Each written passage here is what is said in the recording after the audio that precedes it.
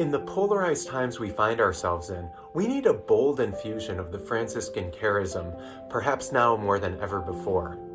Franciscan dialogue provides the vehicle to transmit critical elements of Franciscan presence, spirituality, and peacemaking heritage in a way that is profoundly practical for addressing the most important issues of our time for a new generation. The leadership of the OFM Friars, the Felicians, and the Newman Franciscans have found this so impactful that they're now working to avail it for all of their members, because in the words of Friar and former Provincial Ed Toulousek, this can transform religious life. We've also been partnering with other Franciscan institutions to avail the formation for university students, secular Franciscans, and other lay groups. The executive director of the Franciscan Action Network found it so important for active peacemaking efforts that she invited us to avail it for all of the Franciscan justice circles across the country, and the process was recently featured in the annual conference of the Franciscan Federation.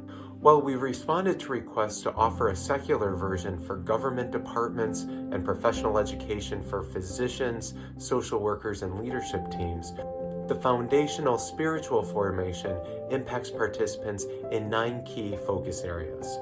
The first is a deeper connection with God. Through guided meditation and daily reflections, some report new openings in their prayer, even mystical experiences. But it's prayer that doesn't just stay in the chapel. Career chaplain Cassandra Hill says that practicing the pillars and contemplative presence in this kind of deep dialogue is itself prayer. The second key outcome is a deepened sense of community connection.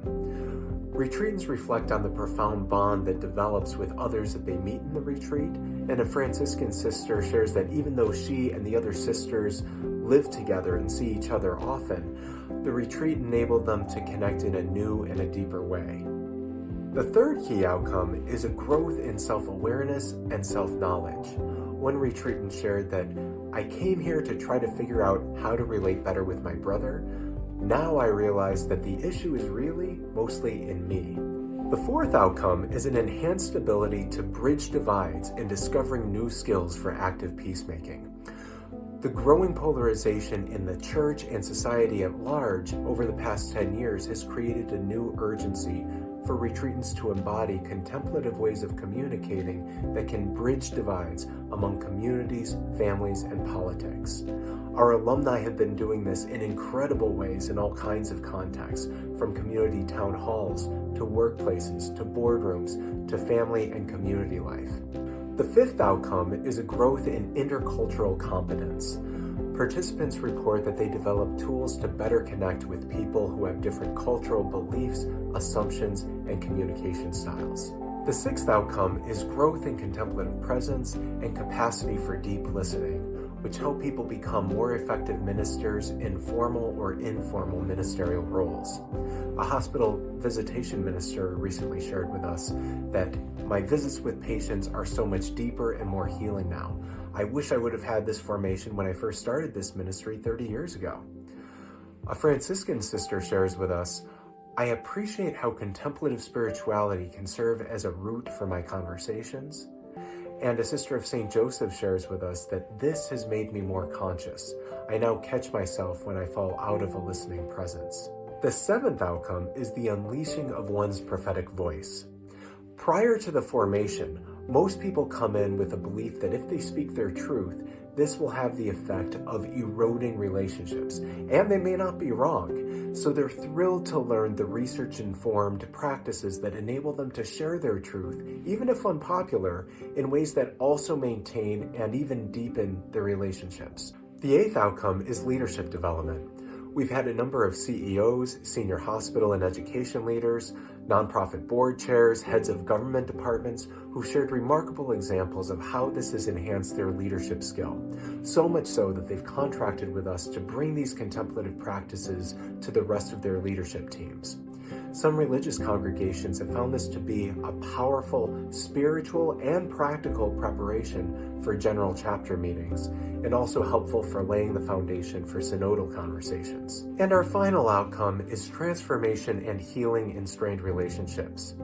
A sister shares with us that This has helped navigate some of their rubs and transform the ways that they relate with each other in their congregation.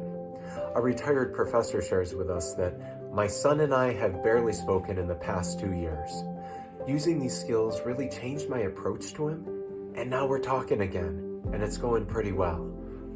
The retreat practices are rooted in the disciplines that are listed here, but each of the practices that we share are always paired with a case study or a story, so we find that people from nearly any walk of life find the skills not just relatable, but they find the formation so engaging that they rank it 4.8 out of 5. For the virtual retreat structure, we gather once a week for 5 weeks for a 2-hour Zoom session, and then we reflect for 5 to 10 minutes each day with a prompt or a guided meditation that's supplied by Cultivating Unity.